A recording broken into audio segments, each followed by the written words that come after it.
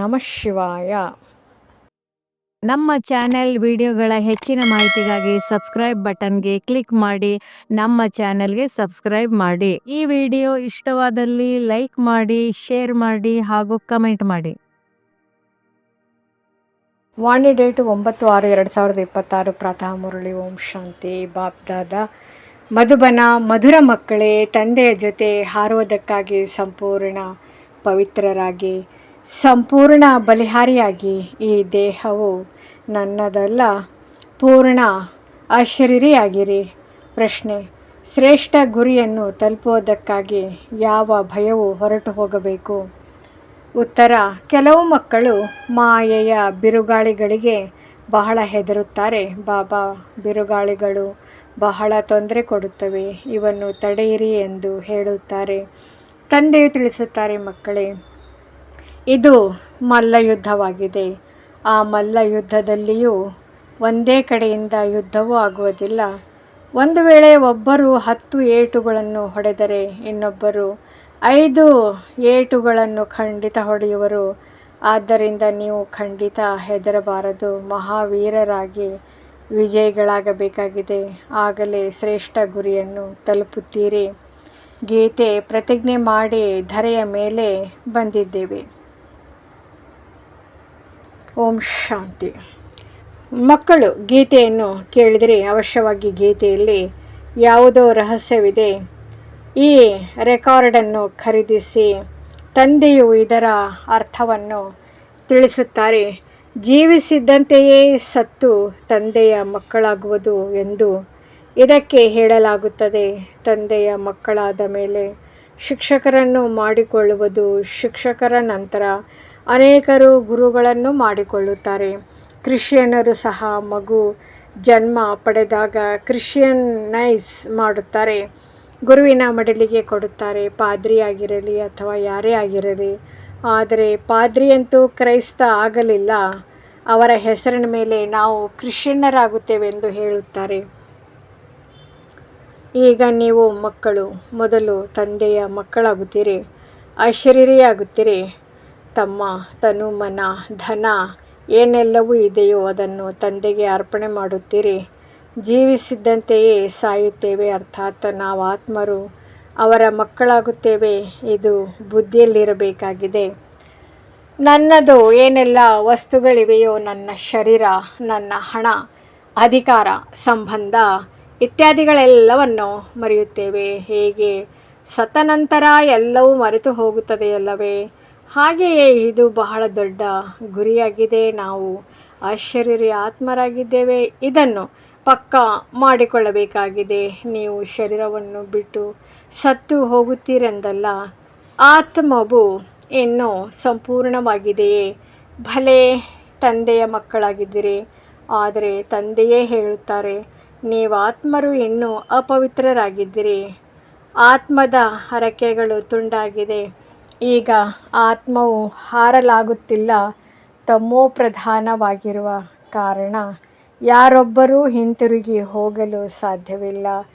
ಮಾಯೆಯು ಒಮ್ಮೆಲೆ ರೆಕ್ಕೆಗಳನ್ನು ಕತ್ತರಿಸಿ ಹಾಕಿದೆ. ತಂದೆಯು ತಿಳಿಸುತ್ತಾರೆ, ಆತ್ಮವು ಎಲ್ಲದಕ್ಕಿಂತ ತೀಕ್ಷ್ಣವಾಗಿ ಹಾರುತ್ತದೆ. ಅದಕ್ಕಿಂತಲೂ ತೀಕ್ಷ್ಣವಾದ ವಸ್ತು ಮತ್ಯಾವುದೂ ಇಲ್ಲ.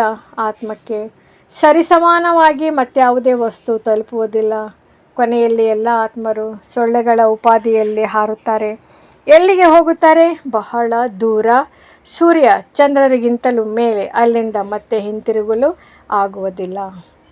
ಈ ರಾಕೆಟ್ ಇತ್ಯಾದಿಗಳು ಹೋಗಿ ಹಿಂತಿರುಗಿ ಬರುತ್ತವೆ. ಸೂರ್ಯನವರೆಗೂ ತಲುಪಲು ಸಾಧ್ಯವಿಲ್ಲ. ನೀವಂತೂ ಅದಕ್ಕಿಂತಲೂ ಬಹಳ ದೂರ ತಲುಪಬೇಕಾಗಿದೆ.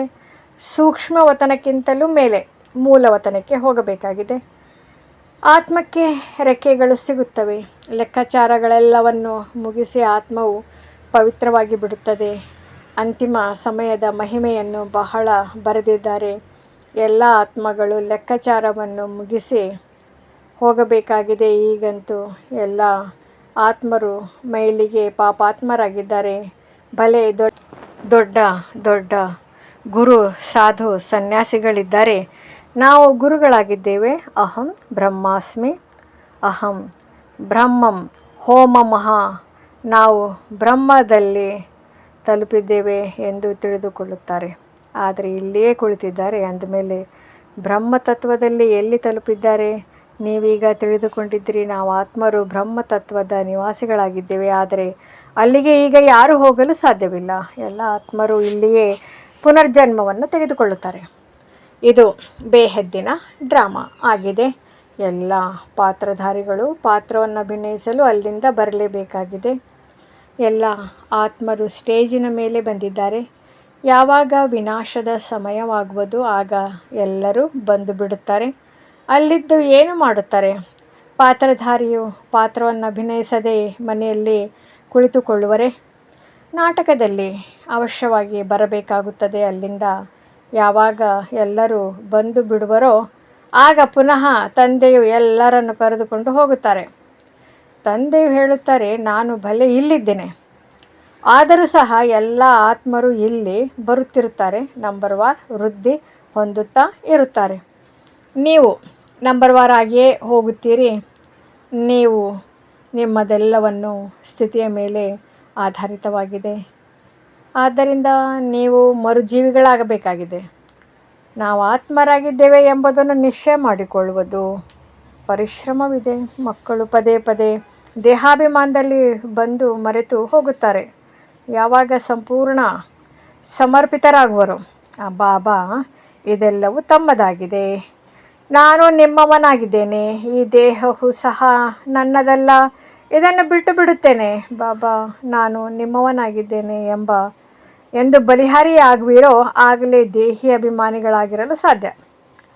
ತಂದೆಯು ಹೇಳುತ್ತಾರೆ, ನನ್ನವರಾಗಿ ಮತ್ತೆಲ್ಲರಿಂದ ಮಮತ್ವವನ್ನು ಕಳೆಯಿರಿ. ಆದರೆ ಇಲ್ಲಿ ಬಂದು ಕುಳಿತು ಬಿಡುವುದಲ್ಲ, ನೀವು ತಮ್ಮ ಉದ್ಯೋಗ ವ್ಯವಹಾರಗಳನ್ನು ಮಾಡಬೇಕು, ಮನೆಯನ್ನು ಸಂಭಾಲನೆ, ಮಾತಾ ಪಿತರ ಸಾಲವನ್ನು ತೀರಿಸಬೇಕಾಗಿದೆ, ಅವರ ಸೇವೆ ಮಾಡಿ ಅವರಿಗೆ ರಿಟರ್ನ್ ಕೊಡಬೇಕಾಗಿದೆ. ಮಕ್ಕಳ ಮೇಲೆ ತಂದೆ ತಾಯಿಯ ಪಾಲನೆಯ ಸಾಲವೇರುತ್ತದೆ. ಈಗ ತಂದೆಯನ್ನು ನಿಮ್ಮ ಪಾಲನೆ ಮಾಡುತ್ತಿದ್ದಾರೆ.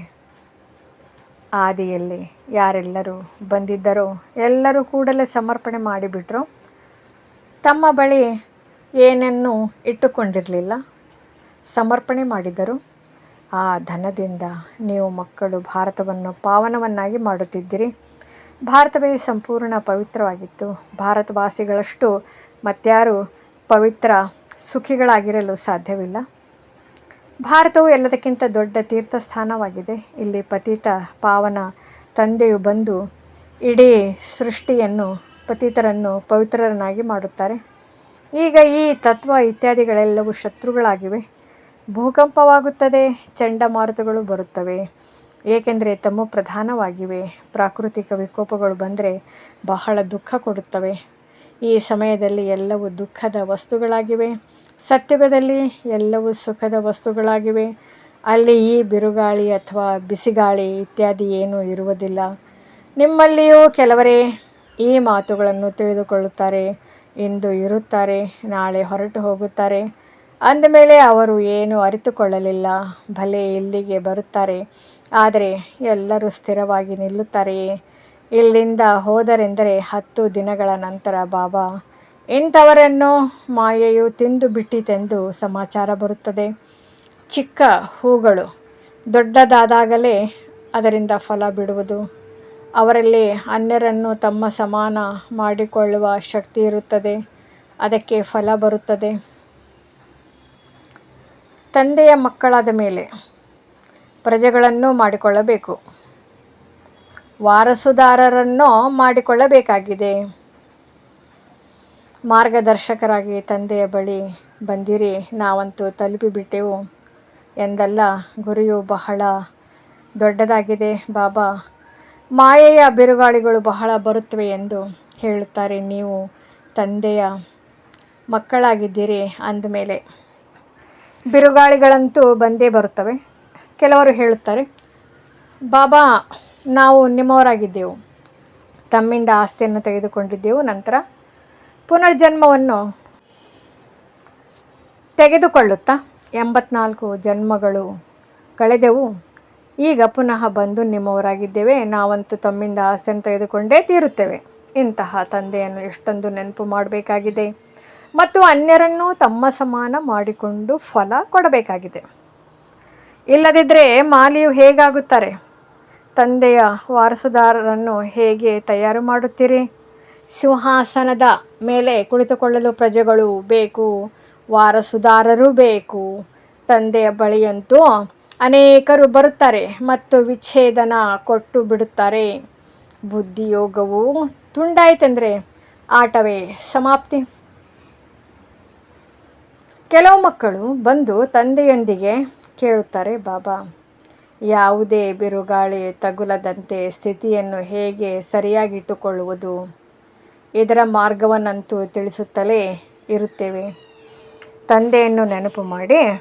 ಬಿರುಗಾಳಿಗಳಂತೂ ಬರುತ್ತವೆ. ಮಲ್ಲಯುದ್ಧದಲ್ಲಿ ಕೇವಲ ಒಬ್ಬರೇ ಹೊಡೆಯುತ್ತಿರುವುದನ್ನು ಎಲ್ಲಿಯಾದರೂ ನೋಡಿದ್ದೀರಾ? ಎರಡು ಕಡೆಯವರಲ್ಲಿಯೂ ಶಕ್ತಿ ಇರುತ್ತದೆ. ಒಬ್ಬರು 5 ಏಟು ಹೊಡೆದರೆ ಇನ್ನೊಬ್ಬರು 10 ಏಟುಗಳನ್ನು ಹೊಡೆಯುತ್ತಾರೆ. ಇದು ಸಹ ಮಲ್ಲಯುದ್ಧವಾಗಿದೆ. ತಂದೆಯನ್ನು ನೆನಪು ಮಾಡುತ್ತಾ ಇದ್ದಾಗ ಮಾಯೆಯು ದೂರವಾಗುವುದು, ಆದರೆ ಒಂದೇ ಸಲ ಅದು ಓಡಿ ಹೋಗುವುದಿಲ್ಲ. ಮಾಯೆಯೊಂದಿಗೆ ಕುಸ್ತಿ ಆಡಬೇಕಾಗಿದೆ. ಮಾಯೆಯು ಪೆಟ್ಟು ಕೊಡುವುದಿಲ್ಲ ಎಂದು ತಿಳಿಯಬೇಡಿ. ಭಲೆ ಯಾರೇ ಆದರೂ ಸಹ ಇದು ದೊಡ್ಡ ಮಲ್ಲ ಯುದ್ಧವಾಗಿದೆ. ಕೆಲವರು ಬಹಳ ಹೆದರುತ್ತಾರೆ. ಮಾಯೆಯು ಒಮ್ಮೆಲೆ ಉಸಿರು ಕಟ್ಟಿಸುತ್ತದೆ. ಯುದ್ಧ ಸ್ಥಳವಲ್ಲವೇ? ಬುದ್ಧಿ ಯೋಗವನ್ನು ಇಡುವುದರಲ್ಲಿ ಮಾಯೆಯು ಬಹಳ ವಿಘ್ನಗಳನ್ನು ಹಾಕುತ್ತದೆ. ಪರಿಶ್ರಮವೆಲ್ಲವೂ ಯೋಗದಲ್ಲಿದೆ. ತಂದೆಯು ಜ್ಞಾನಿ ಆತ್ಮ, ಮಕ್ಕಳು ನನಗೆ ಪ್ರಿಯರೆಂದು ಭಲೆ ಹೇಳುತ್ತಾರೆ, ಆದರೆ ಇದರ ಅರ್ಥ ಕೇವಲ ಜ್ಞಾನವನ್ನು ಕೊಡುವವರು ಪ್ರಿಯರೆಂದಲ್ಲ. ಮೊದಲು ಯೋಗವಿರಬೇಕು. ತಂದೆಯನ್ನು ನೆನಪು ಮಾಡಬೇಕಾಗಿದೆ. ಮಾಯೆಯ ವಿಘ್ನಗಳಿಗೆ ಹೆದರಬಾರದು. ವಿಶ್ವದ ಮಾಲೀಕರಾಗುತ್ತೀರಲ್ಲವೇ? ಎಲ್ಲರೂ ಆಗುವರೇ. 16,108ರ ಮಾಲೆಯಂತೂ ಬಹಳ ದೊಡ್ಡದಾಗಿದೆ. ಅಂತ್ಯದಲ್ಲಿ ಮುಕ್ತಾಯವಾಗುತ್ತದೆ. ತ್ರೇತಾದ ಅಂತ್ಯದವರೆಗೂ ಎಷ್ಟೊಂದು ರಾಜಕುಮಾರ ಕುಮಾರಿಯರಾಗುತ್ತಾರೆ. ಕೆಲವು ಸಾಕ್ಷಿಗಳು ಇವೆಯಲ್ಲವೇ? 8ರ ಮಾಲೆಯ ಗುರುತು ಇದೆ, 108ರ ಮಾಲೆಯೂ ಇದೆ. ಇದು ಸರಿಯಾಗಿದೆ. ತ್ರೇತಾದ ಅಂತ್ಯದಲ್ಲಿ ಇಷ್ಟು ಅಂದರೆ 16,108 ರಾಜಕುಮಾರ ಕುಮಾರಿಯರಿರುತ್ತಾರೆ. ಆರಂಭದಲ್ಲಿ ಇಷ್ಟೊಂದು ಮಂದಿ ಇರುವುದಿಲ್ಲ. ಮೊದಲು ಕೆಲವರೇ ಇರುತ್ತಾರೆ, ನಂತರ ವೃದ್ಧಿಯಾಗುತ್ತಾ ಹೋಗುತ್ತದೆ. ಅವರು ಇಲ್ಲಿಯೇ ತಯಾರಾಗುತ್ತಾರೆ. ಬಹಳ ಒಳ್ಳೆಯ ಅವಕಾಶವಿದೆ, ಆದರೆ ಬಹಳ ಪರಿಶ್ರಮವೂ ಇದೆ. ಗೀತೆಯಲ್ಲಿಯೂ ಹೇಳುತ್ತಾರೆ, ನಾನು ನಿಮ್ಮನ್ನೆಂದು ಬಿಡುವುದಿಲ್ಲ, ಶರೀರವನ್ನಾದರೂ ಬಿಡುತ್ತೇನೆ. ಬಾಬಾ, ಈ ತನು ಮನ ಧನವೆಲ್ಲವೂ ನಿಮ್ಮದಾಗಿದೆ. ನಾವು ಅಶರೀರಿಯಾಗಿ ತಮ್ಮನ್ನು ನೆನಪು ಮಾಡುತ್ತೇವೆ, ತಮ್ಮೊಂದಿಗೆ ಬುದ್ಧಿಯೋಗವನ್ನು ಇಡುತ್ತೇವೆ. ಮತ್ತು ತಂದೆಯು ಹೇಳುತ್ತಾರೆ, ಇದೆಲ್ಲವೂ ನೀವು ಮಕ್ಕಳಿಗಾಗಿಯೇ ಎಂದು. ಮತ್ತು ಮಕ್ಕಳು ಹೇಳುತ್ತಾರೆ, ಬಾಬಾ, ನಮ್ಮದೆಲ್ಲವೂ ನಿಮ್ಮದಾಗಿದೆ. ಇದೆಲ್ಲವನ್ನು ಭಗವಂತನು ಕೊಟ್ಟಿದ್ದಾರೆಂದು ಹೇಳುತ್ತಾರಲ್ಲವೇ?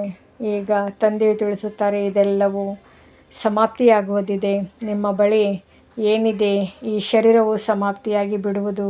ನಾನು ನಿಮ್ಮನ್ನು ಪರಿವರ್ತನೆ ಮಾಡಿಬಿಡುತ್ತೇನೆ, ಕೇವಲ ಅದಲು ಬದಲು ಮಾಡುತ್ತೇನೆ. ಆದ್ದರಿಂದ ಮಕ್ಕಳೇ, ಅಶರೀರಿಯಾಗಿ ನನ್ನನ್ನು ನೆನಪು ಮಾಡಿರಿ. ಬುದ್ಧಿಯಿಂದ ಎಲ್ಲವನ್ನು ಸಮರ್ಪಣೆ ಮಾಡಿ. ರಾಜ ಹರಿಶ್ಚಂದ್ರನ ಕಥೆಯೂ ಇದೆಯಲ್ಲವೇ? ಅಡವಾಗಿ ಇಟ್ಟುಕೋ ಎಂದು ಹೇಳಿದರು. ತಂದೆಯು ತಿಳಿಸುತ್ತಾರೆ, ಇವೆಲ್ಲ ಶಾಸ್ತ್ರ ಮೊದಲಾದವುಗಳ ಸಾರವನ್ನು ನಿಮಗೆ ತಿಳಿಸುತ್ತೇನೆ. ನಾನು ನಿಮ್ಮನ್ನು ಬ್ರಹ್ಮರವರ ಮುಖದ ಮೂಲಕ ರಾಜ ರಾಣಿಯರನ್ನಾಗಿ ಮಾಡಿದ್ದೇನು, ಈಗ ಪುನಃ ಮಾಡುತ್ತೇನೆ. ಮನುಷ್ಯರಿಗೆ ಗೀತೆಯನ್ನು ತಿಳಿಸಿ, ರಾಜಯೋಗವನ್ನು ಕಲಿಸಿ ಎಂದು ರಾಜ ರಾಣಿಯರನ್ನಾಗಿ ಮಾಡಲು ಸಾಧ್ಯವಿಲ್ಲ.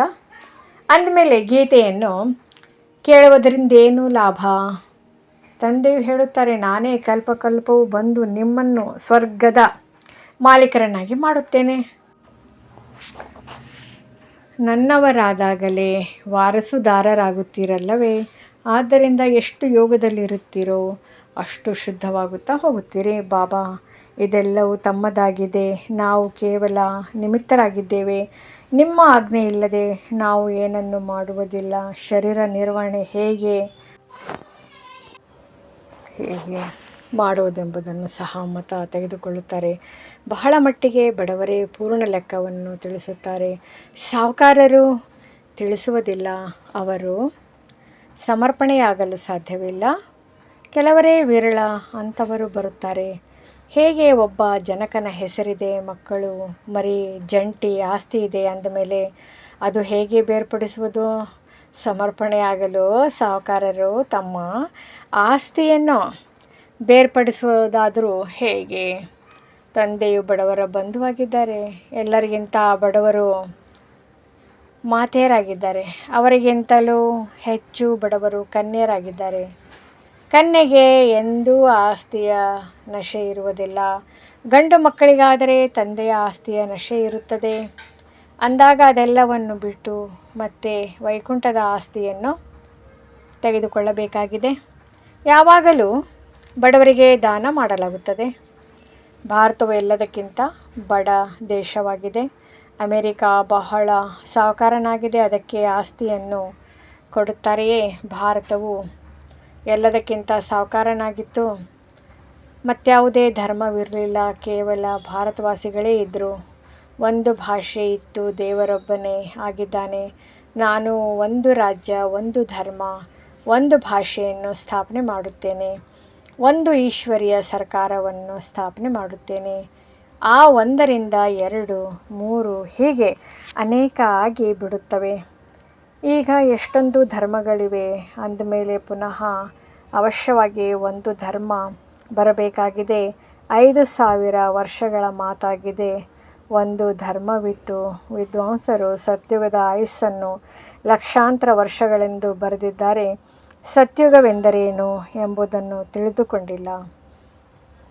ಸ್ವರ್ಗವಾಸಿಯಾದರೆಂದರೆ ಬಹುಶಃ ಮೇಲೆ ಹೊರಟು ಹೋದರೆಂದು ತಿಳಿಯುತ್ತಾರೆ. ದಿಲ್ವಾಡ ಮಂದಿರದಲ್ಲಿಯೂ ಸ್ವರ್ಗವನ್ನು ಮೇಲ್ಭಾಗದಲ್ಲಿ ತೋರಿಸಿದ್ದಾರೆ. ಆದ್ದರಿಂದ ಮನುಷ್ಯರು ತಬ್ಬಿಬ್ಬಾಗುತ್ತಾರೆ. ವಾಸ್ತವದಲ್ಲಿ ಸ್ವರ್ಗವೇನು ಮೇಲಿಲ್ಲ. ನೀವೀಗ ತಿಳಿದುಕೊಂಡಿದ್ದೀರಿ. ತಂದೆಯ ಬಳಿ ಹೋಗಿ ಮತ್ತೆ ಇಲ್ಲಿಯೇ ಬಂದು ರಾಜ್ಯ ಮಾಡುತ್ತೇವೆ. ಯಾರಿಗೆ ಬೇಕಾದರೂ ತಿಳಿಸಿಕೊಡುವುದಕ್ಕಾಗಿ ಈ ಜ್ಞಾನವು ಬುದ್ಧಿಯಲ್ಲಿ ಇರಬೇಕು. ಕಚ್ಚಾ ಆಗಿರುವವರನ್ನು ಮಾಯಾ ಹದ್ದು ತಿಂದು ಬಿಡುತ್ತದೆ. ಆದ್ದರಿಂದ ಅವರ ಭಾವಚಿತ್ರಗಳನ್ನು ತಯಾರಿಸಲಾಗುತ್ತದೆ ಮತ್ತು ರಿಜಿಸ್ಟರ್ ಇಡಲಾಗುತ್ತದೆ. ಇಂಥವರು ಒಂದೇ ಜ್ಞಾನದ ಬಾಣವನ್ನು ಹೊಡೆದರು. ನಾನು ತಂದೆಯ ಮಗುವಾಗಿ ಬಿಟ್ಟೆನು ಎಂದು ತಂದೆಯ ಬಳಿ ಸಮಾಚಾರಗಳು ಬರುತ್ತವೆ. ಕುಮಾರಿಯರ ಮೂಲಕ ಬಾಣ ಹೊಡೆಸಿದರೆಂದು ಶಾಸ್ತ್ರಗಳಲ್ಲಿಯೂ ಬರೆಯಲ್ಪಟ್ಟಿದೆ. ಅರೆ, ತಂದೆಯನ್ನು ಏಕೆ ಮರೆತಿದ್ರಿ? ಇದಕ್ಕೆ ಜ್ಞಾನ ಬಾಣವೆಂದು ಹೇಳಲಾಗುತ್ತದೆ. ಕೇವಲ ತಂದೆಯ ನೆನಪು ತರಿಸಬೇಕಾಗಿದೆ. ಬಾಕಿ ಯಾವುದೇ ಹಿಂಸಾ ಬಾಣದ ಮಾತಿಲ್ಲ.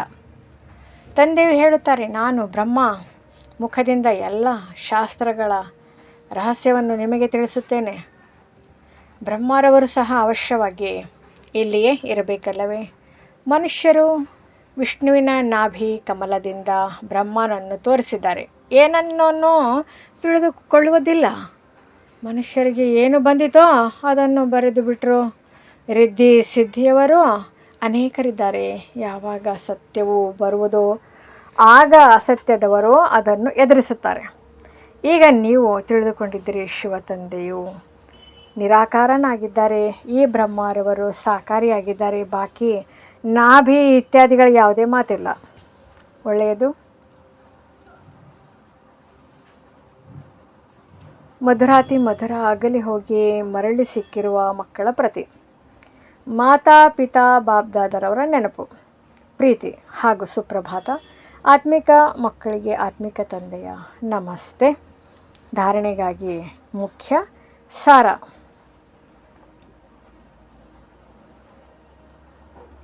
ಈಗ ಜ್ಞಾನಿ ಆತ್ಮರಾಗಬೇಕಾಗಿದೆ.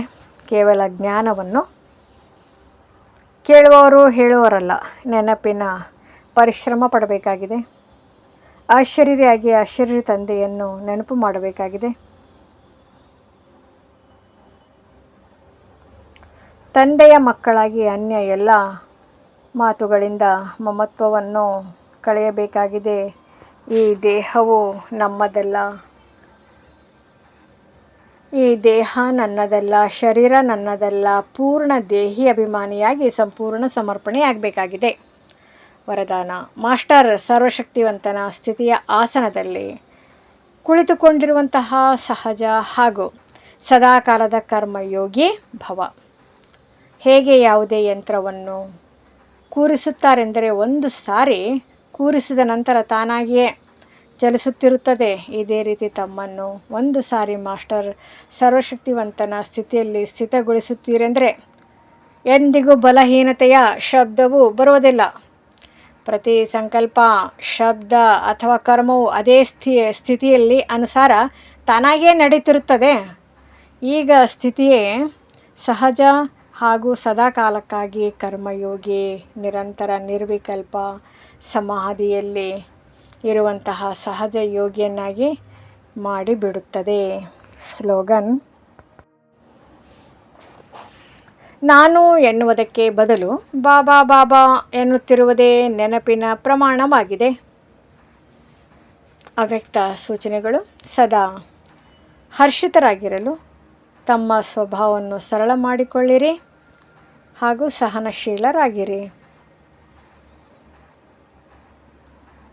ಯಾರು ಸಹನಶೀಲರಾಗಿದ್ದಾರೆ ಅವರೇ ಡ್ರಾಮಾದ ಗುರಾಣಿಯ ಮೇಲೆ ನಿಲ್ಲುತ್ತಾರೆ ಮತ್ತು ಹರ್ಷಿತರಾಗಿರಲು ಸಾಧ್ಯ. ಸಹನಶೀಲತೆ ಇಲ್ಲದಿದ್ದರೆ ಡ್ರಾಮಾದ ಗುರಾಣಿಯನ್ನು ಹಿಡಿದುಕೊಳ್ಳುವುದು ಕಷ್ಟವಾಗುತ್ತದೆ. ಈ ಸಮಯ ಏನೇ ಕರ್ಮ ಮಾಡುತ್ತೀರಿ ಅದರಲ್ಲಿ ಮಾಡಿಸುವಂಥವರ ಸ್ಮೃತಿ ಸದಾ ಇರಲಿ. ಮಾಡಿಸುವಂತಹ ತಂದೆಯಾಗಿದ್ದರೆ ಮಾಡುವವರು ನಿಮಿತ್ತರಾಗಿದ್ದಾರೆ. ಒಂದು ವೇಳೆ ಇದನ್ನು ಸ್ಮೃತಿಯಲ್ಲಿಟ್ಟುಕೊಂಡು ಕರ್ಮ ಮಾಡಿದರೆ ಸಾಕ್ಷಿಯಾಗಿದ್ದು ಪಾತ್ರವನ್ನು ಅಭಿನಯಿಸುತ್ತಿರುವಂತೆ ಅನುಭವವಾಗುತ್ತದೆ.